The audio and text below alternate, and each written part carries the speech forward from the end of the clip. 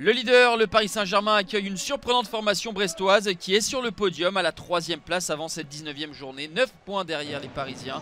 Le PSG est invaincu depuis 13 matchs de championnat, 11 victoires, 2 nuls et défie la seule formation qui tient la même cadence sur les 5 derniers matchs avec 13 points engrangés. Les Parisiens qui ont le ballon durant la première demi-heure mais qui n'ont pas énormément d'occasions. Il va falloir attendre la 38e minute pour voir Bradley Barcola trouver cette passe lumineuse pour Marco Asensio. 3e but de la saison pour l'Espagnol. Un but assez difficile à mettre puisque le ballon arrive de derrière. Il sait se positionner et reprend parfaitement ce ballon pour tromper Marco Bizot. Ça fait 1-0 pour les hommes de Luis Enrique avec Bradley Barcola qui va retrouver Asensio. Marco Bizot intervient mais Randal Kolo Muani, le plus prompt, se jette pour le but du 2-0 à la 45e minute. C'est dur pour les Brestois, eux qui avaient été solides et bien en place durant la première demi-heure. Malgré la valeur de l'adversaire, les hommes d'Éric Roy avaient joué leur jeu habituel, décomplexé.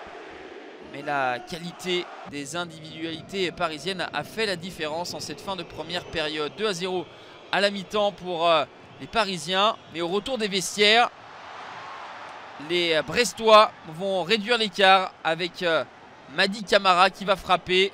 C'est touché par Danilo. Donnarumma est battu. Et voilà la formation d'Éric Roy qui est de nouveau dans la partie.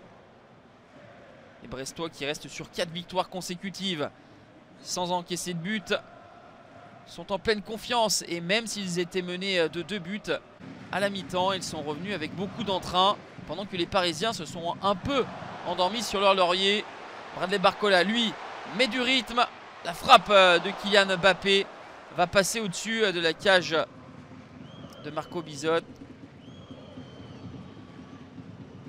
Brest va de nouveau s'essayer avec la frappe de Kenny Lala. C'est capté par Gigio Donnarumma. Changement opéré par Éric Roy avec l'entrée de Mathias Pereira-Lage. Entrée également de Satriano ici en possession du ballon. Satriano qui rentre dans la surface de réparation, centré fort au premier poteau. Et la petite talonnade de Mathias Pereira-Lage pour tromper Gigio Donnarumma. Ça fait 2 buts partout à 10 minutes de la fin. Un scénario qui ressemble à celui du match aller où les hommes de Luis Enrique menaient 2-0 avant de se faire rejoindre à 2 partout. Finalement, Kylian Mbappé avait marqué à la 89e minute. Là, l'issue semble être différente puisque les Parisiens s'énervent.